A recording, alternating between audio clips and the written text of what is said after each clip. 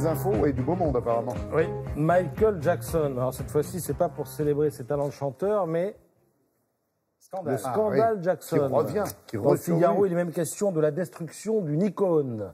Alors tout évidemment vient de la sortie d'un documentaire intitulé Living Neverland. Neverland, c'était la maison-ville qu'habitait Michael Jackson, documentaire qui relance les accusations d'actes de pédophilie contre le chanteur, qui est mort, je le rappelle, les accusations. En 2009, ça fait quand même 10 ans.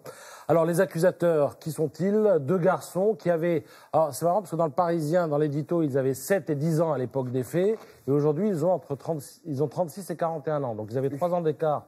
Quand ils étaient petits, ils en ont 5 aujourd'hui. Je pense qu'il y en a ils en parlent aujourd'hui parce que Michael, c'était le pape de la pop. Oui, il y en a un qui a dû naître le 29 février. Enfin, je sais pas. Bon, enfin ça c'est un petit détail. Que disent les petits garçons en question? Eh bien, il y a James qui est devenu grand aujourd'hui, qui dit qu'il a rencontré Michael Jackson lors du tournage d'une publicité et bon, il s'est passé ce qu'il raconte. Il me disait que si quiconque l'apprenait, sa vie serait finie et la mienne aussi. Voilà pour son témoignage. Et puis l'autre garçon, c'est Wade, qui raconte les choses très crûment, à tel point que le documentaire, figurez-vous, est interdit aux moins de 12 ans.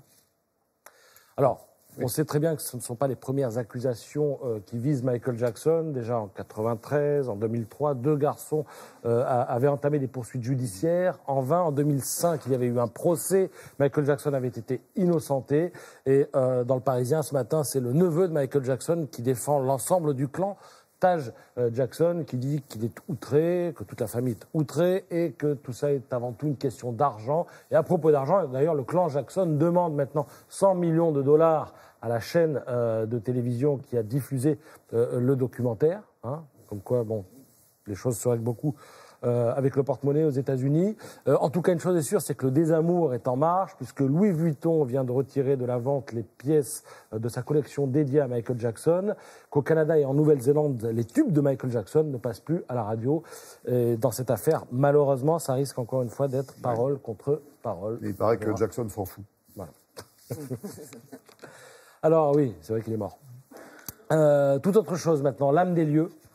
Belle et passionnante revue qui raconte ces lieux qui ont du sens géographique, du sens géopolitique, du sens historique, du sens touristique même. Il y a énormément à picorer dans cette belle revue. Des cartes, c'est magnifique. Les cartes sont splendides. Et je crois que Frédéric vous en a parlé il y a quelques jours, mais on va vous en parler. En tout cas, il avait ça en tête, ça je le sais. Et moi, je me suis arrêté sur les catacombes, parce que les catacombes, c'est un truc assez mystérieux. Paris possède un réseau de galeries souterraines unique au monde. Devant les catacombes. On oublie de le dire. Comment les touristes sont vraiment très. Oui. Alors le problème, c'est que les catacombes racontent l'histoire de Paris, mais on ne peut aller dans les catacombes qu'à certaines conditions et qu'à certains endroits. D'ailleurs dans des espaces extrêmement restreints. Mais quand on regarde les documents que propose l'âme des lieux, on s'aperçoit qu'il y a du monde qui passe et qui met sa vie en danger. Parce que y a des gens qui vous disent « oui, je suis un guide expérimenté, il suffit de prendre un plan, etc. » C'est bidon. Il faut faire très très attention avec les catacombes. D'ailleurs, on y tombe sur la tombe de Philibert Aspert, qui en 1793 était le gardien du Val-de-Grâce et qui un jour a disparu. Et figurez-vous qu'on l'a retrouvé 11 ans plus tard. On voit d'ailleurs sa tombe. Là, elle est éclairée par des cataphiles avec des bougies régulièrement. Merci, décidément, vous exhumez les infos, vous, ce matin.